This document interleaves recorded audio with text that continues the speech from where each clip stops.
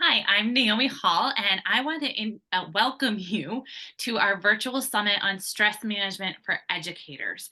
My whole goal with this is to provide educators with powerful steps that they can take to reduce their stress and increase their quality time for themselves and their families. Because when you're stressed, overwhelmed, and anxious, you just can't find that time. So today I have Dr. Laurel Mellin with me, who is a health psychologist and founder of Emotional Brain Training, EBT, which she developed as an associate professor of family and community medicine at the University of California, San Francisco. She's an internationally recognized expert on stress resilience, so a perfect fit for this topic. And she is a New York Times bestselling author and has written 13 books on EBT, including 4 recent books on the method. She's a researcher and trains teachers and health professionals in EBT and has an active EBT practice. So, welcome, Dr. Mellon. What a pleasure to be here, and what a perfect topic for educators because I happen to live across the street from a school, Mm. and my children went to that grammar school. And every time I see the teachers come out, I practically weep because I know what they're going through. And in my telegroups of EBT, we have lots and lots of educators because they're exhausted, they're overwhelmed. And what's happening for educators is there's a multi-layered stress problem that they have. In other words, you're dealing with a system that is, difficult. You're dealing with children that are in stress overload. The requirements for you and the controls on you and the issues in your classroom and even in your community are so high. And then you go home and then you have to take care of your health. So it's Mhm. just multiple layers. And I'm just really happy to be here and looking forward to helping people, because when I go to change something in my life, I say, I know there's a lot of things that I should do, but I'm not going to do them because I'm just not going to do them. And so emotional brain training, EBT, is a brain-based answer to that because it goes into the stress brain.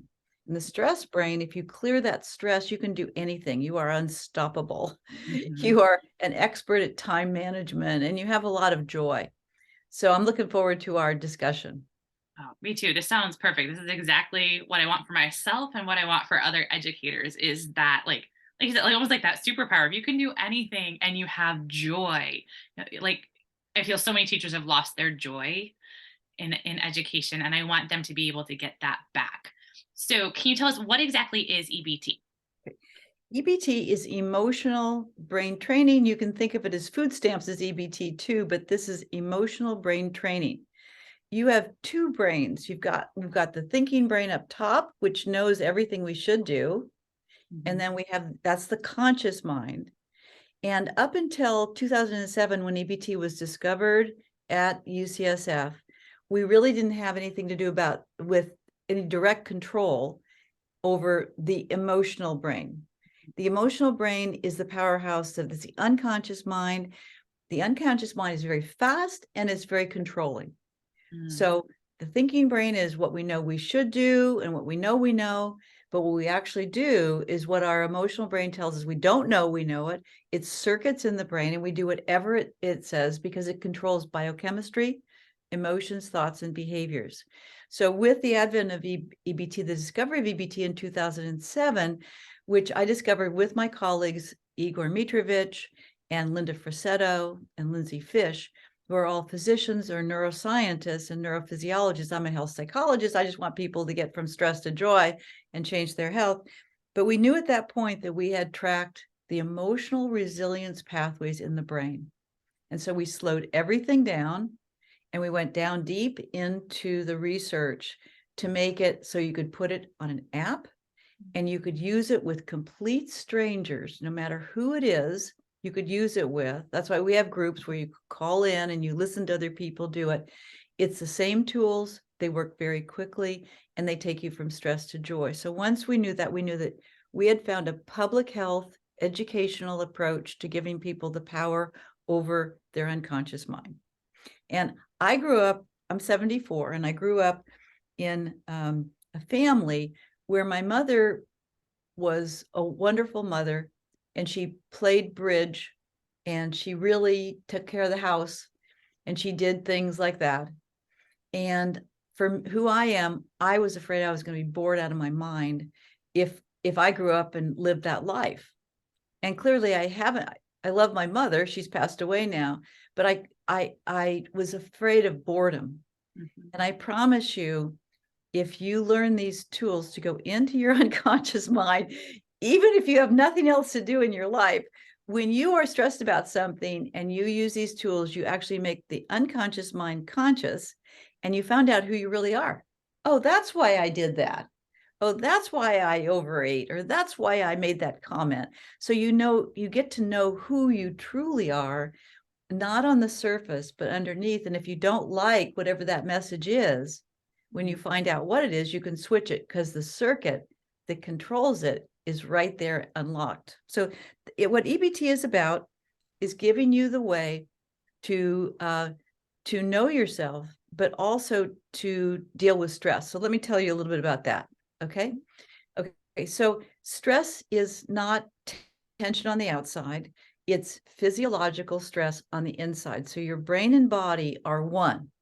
So you don't have stress in your brain, psychological, and then stress in your body. There's a what's called a positive feedback loop, which unfortunately is negative, which goes back and forth. So if I had my hip replaced. When I had my hip replaced, I had a lot of physical pain. That physical pain, or before I had a lot of physical pain because I was in agony, and it goes up to the circuits in your emotional brain and creates havoc. And then you get upset about it, and that upset physiologically creates more stress in your brain, your body. So there's not a separation between the body and the brain. The controller is that in this emotional brain, what happens is circuits get activated through just automatically without you knowing it. And that will always happen because it has to be stealth. Your basic chemistry is all controlled by these circuits in the brain that then we control with EBT. So a circuit gets activated and all of a sudden you're stressed. And the stress is caused by an emotional circuit, and you can't solve it with thinking. Okay. So you've got to process the emotions. So what happens is when a circuit in the brain tells you what to do, how to feel better, what to do, you do it without even thinking. It happens like if I had to go to the bathroom right now, all of a sudden I have to go to the bathroom so bad, it's going to be like an activation of a circuit. I've got to go to the bathroom. I'm going to do it. I'm going to leave this meeting and go to the bathroom. If all of a sudden someone came in here and scared me, like and circuit would be activated, and all of a sudden I'd hit fight or flight. So all the things that really matter, whether it's intimacy, sex, sleep, food, they're all controlled by unconscious circuits. So let's say a circuit got activated in my brain. The system of EBT is very simple. We first started it in adolescent medicine at UCSF, teaching children and teenagers this move. So it works for everybody. And the brain puts you in a brain state. So if you're at brain state 1, that means very low stress. You feel very present, and you feel like a glow. It's not always happy, but it's a glow of meaning. Like, oh, I just did that, and it really feels good. That glow or that joy is brain state 1. The top part of the brain, the neocortex, is in charge, and you are at your best. You are able to connect with the students. You are amazingly resilient. Someone does something really terrible and you smile and you laugh, and then you take care of it. You're full of love and compassion and gratitude, and you're also very powerful. You know how to set limits. If it takes you to 2, you feel good, but you don't feel that glow. Now, the reason that glow is important is if we don't get a lot of natural glow or dopamine in sustainable amounts, just a little bit, by the time we get home in the afternoon, it is biologically given that we're going to go right down to a stress state and need a lot of dopamine, not the little subtle ones that come during the day. And we're going to be eating, drinking, spending, texting, whatever, but whatever it is going to go to excess. Even if we exercise, we're going to over exercise or under exercise or oversleep. So we're going to go to extreme. So you want to be able to be stressed, and then come back up to 1. 3, you're now in difficult territory, because at 3, you're a little stressed, 4, you're definitely stressed, and 5, you're stressed out. The reptilian brain is in charge. Now, these 3 states, 3, 4, and 5, are very confusing. And let me go over this. If you're at 1 or 2, which is called homeostasis, this is called allostasis. In your homeostasis, the circuits are self-correcting. You stay connected and you might feel bad, but you still can connect with your body and you come out of it and then you feel joy. You know your purpose. Okay. These and the emotions tell you, like if I had to go to the bathroom, I'd say, I feel an urgency to go to the bathroom. I need to go. Or if I was lonely, I'd say, I feel lonely. I need a hug. Or if I was really biologically hungry, I feel hungry. I need some food, or whatever that is. I feel angry. I need to protest, or what my anger, whatever it is, it tells you exactly what you need. Once you go to 3, 4, and 5, the emotions work against you. They don't tell you what you need. They just get you confused. And what it does is at 3, the emotions are kind of scattered, like maybe you're anxious or you're overthinking. At 4, you're depressed, hopeless, powerless, fed up. At 5, you're overwhelmed, lost, and essentially you have to either go into being numb or a false high, or what the difference, even when there is a difference, or getting really depressed or really panicked. Okay. So these emotions, 3, 4, 5, are not helpful. Because if you ask, how do I feel? You say, I don't know. I feel just terrible. There's something wrong with me. I'm going to go to the internet and figure out what my diagnosis is. Okay, this is really important now. At 3, 4, or 5, a different kind of circuit is being activated. This is called an allostatic circuit or a stress overload circuit. They are the chief cause of suffering and the chief cause of chronic disease and addiction and mental health problems. This is called an allostatic circuit. We also call it a reactive circuit. The ones up here that take you here, again, they're self-correcting. You say, wow, that's really hard. And I come back to feeling great, and you feel a glow. When these hit, number 1, no shut-off valves. So once you get triggered, you could be triggered in stress overload for an hour or a day or several days. That's called suffering. Secondly, you feel so bad that even when they end, you have sort of this hangover, this bad feeling inside, and you know that something's wrong. And so in these states, if you psychologize it, this is really important, because those of you that teach biology, I want you to know that this is EBT brings psychology and biology together. If you're in 3, 4, or 5, do not ask yourself, how do I feel and what do I need? Because you will then get all jumbled up. You'll get analytical. You'll judge yourself. And then you'll just blank out and do something to feel better. Okay. You can feel absolutely great at brain state 1 back here in 2 minutes if you pick up EBT and use the resilience pathways in your brain in processing emotions. There's a different skill for 3, 4, and 5. What I want to do is talk a little bit more about that, but I think you have another question, so I don't want to talk too much more. But essentially, with EBT, there are 5 levels of stress in the brain. When you're at 1 or 2, use any of the methods that you want to. When you're not at 1 or 2, you will want to use those methods, but your brain won't let you, because the thinking brain's offline, and this emotional blockade, these emotions are really churned up. Instead, just say, oh, I must be, let's just imagine a line in your brain. I must be below the line. I need to process my emotions and spiral up. If you do that about 10 times a day to prevent stress or in response to stress, we have teachers, you do it right there in the classroom like this. You just go through the app. It takes 1 to 2 minutes. What happens is when you go home at night, you are loving, you have energy, you have zest for life instead of being completely exhausted. It's like a different world. But you have another question. I don't want to go on and on. And I was going to ask you, why is EBT so important for teachers right Oh now? my gosh. I was just on the phone with our head of technology, and I said, do you know that Naomi is giving them an opportunity to speak to educators? And I said, that's our top priority of anyone on the planet, because because the brain doesn't know whether you are a teacher or a parent, because you are the guide, you are the connector, you're the overseer. And those children's emotional brains are being impacted by you. Their circuits in their emotional brains of what they expect of themselves and others, what life is all about, and how to live in this life is coming from you. And it is really hard. I've spoken with so many teachers who say the kids come in and they're at brain state 5. So these 5 levels of stress, 1, 2, 3, 4, 5, you can teach them to your kids. And if you want to help us get them to kids, definitely call us. So 1, 2, 3, 4, 5, the brain state, like heart rate, is always changing, right? If I'm going to go running, my heart rate's going to get really fast. And then if I sit down, I'm going to get it slow. So you want your brain state, physiological brain state, to be changing. You want to be able to go to all 5 brain states. And then as soon as you're at 4 or 5, you spiral out.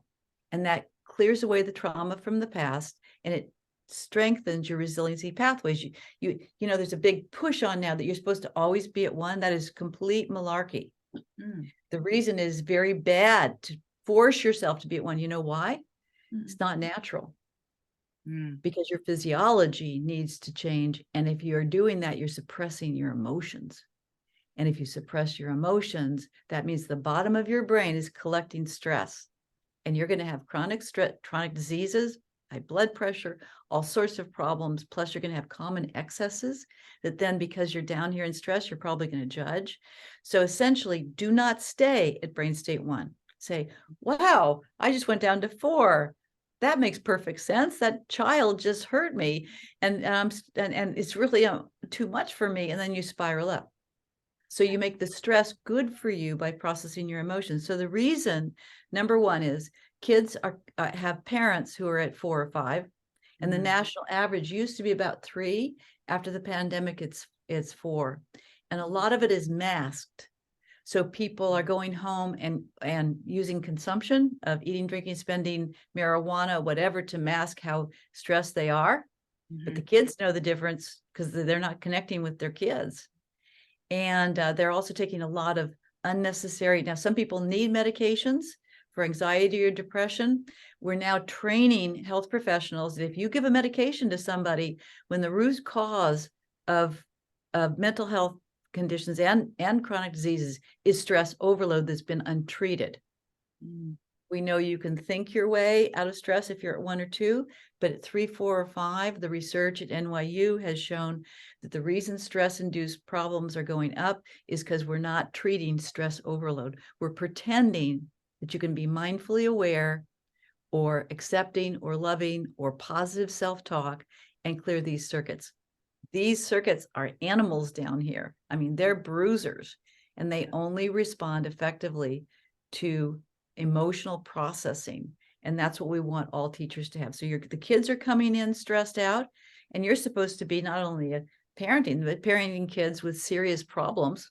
mhm, They have serious problems, and that's put on your shoulders. And it is not humanly possible to expose yourself to stressed out kids all day. Even if you're the nicest, kindest person in the world, your thinking brain needs to be preserved, because their stress, the kids' stress, goes straight into your brain, whether you want it to or not.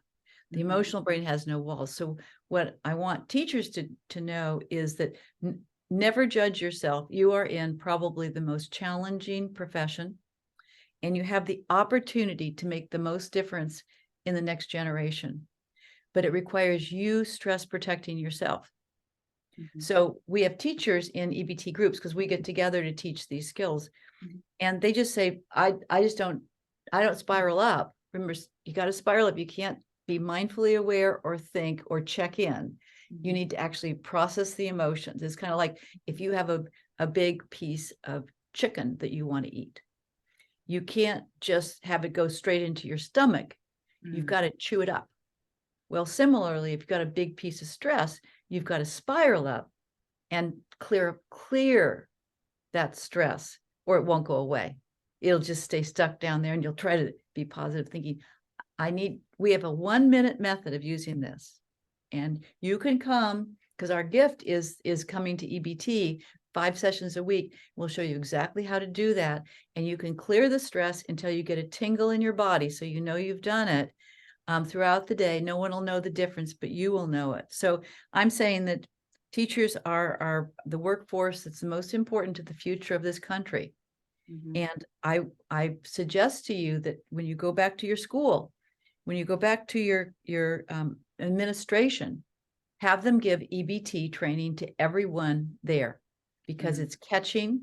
And once you have a community that's stressed out, you can dig out of it, but you need these emotional tools to do it. So yeah, we need teachers to embrace that they matter, their stress matters, and they need the support of administration to be able to get back to one and have those breaks and have those tools. That that is so powerful. And um part of my goal in my business is that I want teachers to have hope. And if they're not ready to leave education, that there is hope for them, and you're giving that hope. But then also that just leaving the job isn't going to fix the stress. I think you kind of made that point of changing your situation doesn't fix 3, 4, and 5. No, it doesn't. Am I Everyone reading that needs, right? what we want is all teachers to have 5 core skills of stress overload. Mhm. And we want everyone in the school to have it. There are 5 levels of stress in the brain, but right down here where you're really stressed out, just what you're saying, Naomi, even if you leave the job, you have residual stress that you need to clear. If you change locations or you change professions, there's a price to pay for what you've been through. And if you want to keep your set point, so in other words, it's normal to be in all 5 states, but when the brain gets the idea that you're chronically at 3, 4, or 5, it creates a set point in stress that it defends. Mhm. It says, okay, I get it. You're always going to be at 4. So you're going to have beautiful situation and like a little honeymoon where you feel great and you've gone out in the sunshine and you feel good. And so your brain stays 1. But as soon as anything goes wrong, you're going to go right back down here. So EBT in the short term is just to learn these skills and learn these 5 skills of stress overload, but then to use them so that instead of having a set point, the set point is called also allostatic state or allostatic load. It's all science, is to raise your set point to 1. Mm. And you actually clear away the clutter of the past stress. You stay in it. It takes about a year in a group. You have to be in a group. And that's why we have the telephone. And you go back to 1, and then your brain defends 1. It says, I want to be in joy. Yep. I want to be of purpose. I want to be in a connected state naturally and automatically. And then it becomes easy. So Mm. your brain will adapt to this, but you've got to train it to adapt. But then it affects all aspects of life. But I wanted to say one more thing, Mhm. that emotional blockade. I know we're almost out of time. 3, 4, 5. This is one thing I really want every teacher who's listening to remember. Mhm. It's not just the stress, it's the secondary stress. We get stressed and then we start doubting ourselves. We start analyzing ourselves. Thinking about stuff, it doesn't change things. Emotional processing does. So what happens is if you don't know how you feel and what you need, that means brain state 1 or 2, it's not clear to you. How do I feel? I'm at 2 right now. How do I feel? And that's the 2 tool. How do I feel? I actually feel grateful. Okay, see, I popped right there. That's my brain popping to 1. What do I need? I need to say thank you, Naomi. You've done a great job in putting this together. And so, in other words, if you can't do that, Mhm. you're in stress overload, whether you know it or not. And maybe you're numb because that's your stress style. Maybe you're at a false high. Everything's going to be fine, and then all this, it's really not. Or you go low, like I do, which is I get either depressed or anxious when I go. Whatever your stress style, if you the way you analyze it, if you can't say how do I feel, what do I need, and that's your true need, that's going to bring you to joy. Just like in this state I'm in now, it naturally brings you to joy. You are in the clutches of the emotional blockade. And Mhm. whether it's at 3, 4, or 5, asking yourself how you feel and what you need is a waste of time. And what it does is, if you go to a therapist, they'll say, well, you're just sad, or well, you're just depressed, well, you're just anxious, or you're all of those out of balance feelings, pardon me, of anxiety, depression, panic, hostility, numbness, and mania are the same thing in the brain. It doesn't matter what you are. It matters that the emotional blockade is preventing you from being in joy and resilient and purpose. So you have to process your emotions. So you go to your app, you process your emotions, 3 skills, 1 for 3, 1 for 4, and 1 for 5. You process those emotions. 2 minutes later, you're at 1. Okay, so clear. And when you start to feel bad and you start to do things that you regret, do not blame yourself. It's stress, and you need to be able to clear that blockade, and you'll be back to being the nicest, kindest, most loving person. So the emotional blockade is the problem. Don't analyze what's wrong with you. Clear it with EBT, and then you'll only have things that you can see that are good and decent and loving. And one more thing, under that stress, if you've had adversity in your life, you'd never want adversity in your life. You'd never look for adversity. But I want you to know something, that if you have no adversity, you will not mature. It's through coming to terms with the downside of life and processing those circuits that you learn true wisdom and compassion, and where you evolve to become a much more loving person who can go out in the world and do amazing things. So what I want you to, if you have that clutter at the bottom of your brain, embrace it. Every time you spiral up with EBT, you're going to find a new insight, a new discovery, and a new way of being a more evolved person. So do not judge yourself for what you do wrong. You have an opportunity to clear that and to actually benefit. The worst things in my life, I can think of, oh gosh, I have 3 children. You know how when you have kids, you really lay yourself open, right? Mm-hmm. And we've been through an awful lot together. And my happiest moments now at this ripe old age is the worst times. Because in those worst times, the times I made mistakes and did something wrong, I can actually clear it with EBT and find out what my unconscious expectation was, so I know I won't repeat it. Mm-hmm. And the times I use my emotional skills to stay present. And, you know, when you're at 1, you say just the right things. You know, you to a kid, you should say, oh my God, they just said something to me, and I'm going to try to figure out what to say back that's not just damaging or harmful to them. Mm-hmm. And in that moment, you stay connected and you get to 1, the words just flow. So I will say it's an adventure. Everyone's recovering from the pandemic. And what we need right now is people who learn EBT skills and stay with it to raise their set point so they can radiate out that joy and purpose. And what it starts with is you taking care of yourself and getting these tools so that you can spiral up through that stress and feel that state of connection. I want to say one more thing. When you go down to a 5, or when you activate a 5 circuit, like I did the other day, I was remembering this very difficult time in raising my children. I remember there was a time when I was really scared to go to the grocery store, not enough money, really scared because I had 3 kids as a single parent, really scared because I just got another grant refused and I was worried about money or whatever. And so you bring up these memories, and when you do that, if you stay present, all the neuroscience is the same thing. If you have the skills, and these are EBT skills, to stay present and actually fan out those feelings and clear those toxic emotions, it catapults you to a brain state 1 and a sense of glow that you can get no other way. No other way. So the reward for processing the memories you have that really you don't want to go there, when you go there in just a few minutes with EBT, and I'm feeling it on my body right now, you can see I have goose pimples, you go into a glow state. So what I want you to do as teachers is appreciate how important you are and to embrace everything you hear from Naomi. All of these methods can be helpful.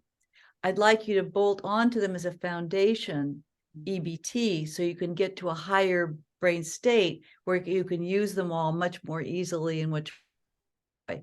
So I'm really thankful to you for what you've put together. This is oh, you want to talk about eating and weight one more thing, a little Yes, bit? could we talk about that, the Okay, real connection with quickly. that? Okay, there's an obesity epidemic going on, as you well know. EBT was developed first for obesity. It's the only intervention other than surgery that has been shown in controlled clinical trials to produce lasting weight loss after treatment ends, and there are no drugs. Okay, there are no drugs and no surgery. So I'm going to tell you, first of all, if you've struggled with eating and weight, get EBT. You can get these skills, but I want to tell you something else, that when you know what you should eat and you know what to do and you do it, you are essentially strengthening the circuits at the top of your brain, because each of these brain states stores the experiences that are encoded in that state. And so as long as you have a perfect life, you will be able to eat that way. The moment you join the real world and go into stress overload, all of the overeating, self-judgment, body judgment circuits come out, and you feel like you're being attacked, and then you blame yourself. With EBT, in the moment when you use it before you eat, I recommend to you, you never eat in a way that doesn't feel nurturing to you, because you'll pay for it, because you'll have resentments. You eat whatever you want to eat. Definitely, I'm a nutritionist as well as a health psychologist. Eating protein, not carbs, is very helpful to balancing out your mood and your body chemistry, and keeping you at a sustained one is helpful. So is eating fats and eating a little bit of complex carbohydrate, mainly the protein, the healthy foods. When you eat sugar foods, they essentially make you addicted. I never tell people not to eat sugar, because if I have, and I had a huge circuit for food where I was eating, I was eating cookie, I was eating baking cookies and eating them. If someone told me not to eat sugar, and I had a circuit in my brain that told me I needed the sugar to survive, it was how I got my love or safety, I would have probably been pretty angry and judgmental, and I'd say, I think I'm going to eat more, and even rebellious. So I'm not saying don't eat those foods. I'm saying spiral up with this app before you eat, and you will stop wanting the food, because the food is the tail end of a huge circuit that is biochemically driving you to overeat. Your hand is not making you overeat. Your brain circuits are making you overeat. And when you shut those off, it changes it. If you do that, and this is just a couple of words because I've had so much pain around this, I hope to prevent some of it for you. After you learn the 5 skills of EBT, the 5 stress overload skills, and it's on videos, and get support on our website for going in there, and someone will teach you how to do it 5 times a week, a real live therapist, a real live provider. You'll notice you might still have a bit of a drive to overeat, because it's stuck down there in the bottom of the brain. So you will learn how to use the same skills in a little bit more deeply.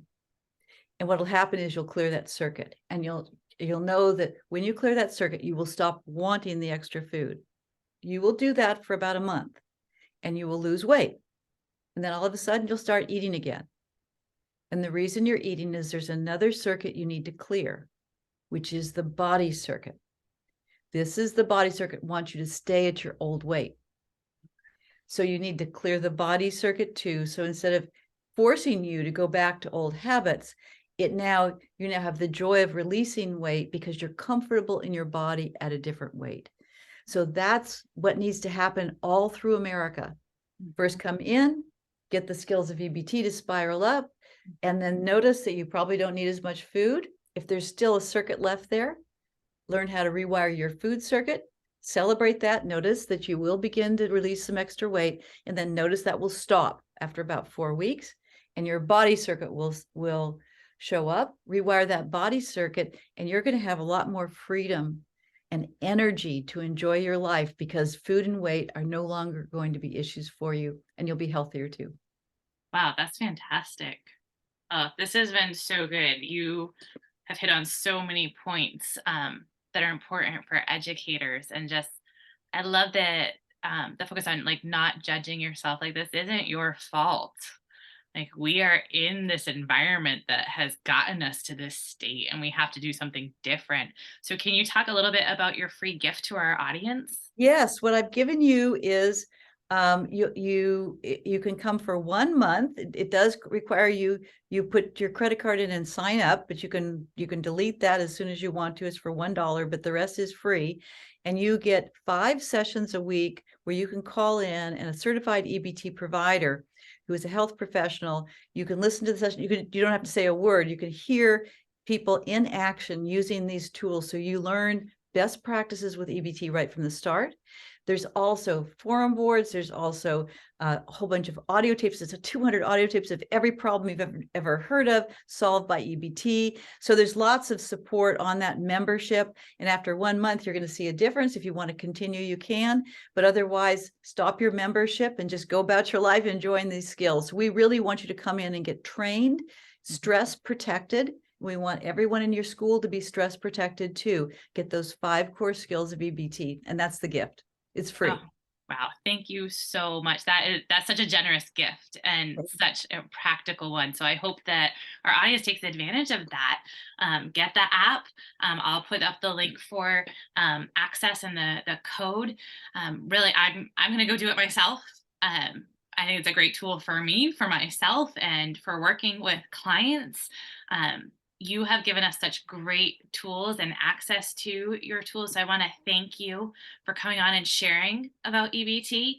And I want to thank our audience for joining us. We have, if this is the first of the interviews you've watched, I have 19 other ones that we are sharing, all in relation to stress, because as Dr. Mellin said, teachers are important. You have a valuable, valuable job, and we want you to be able to stay in it. And as she shared, have that joy.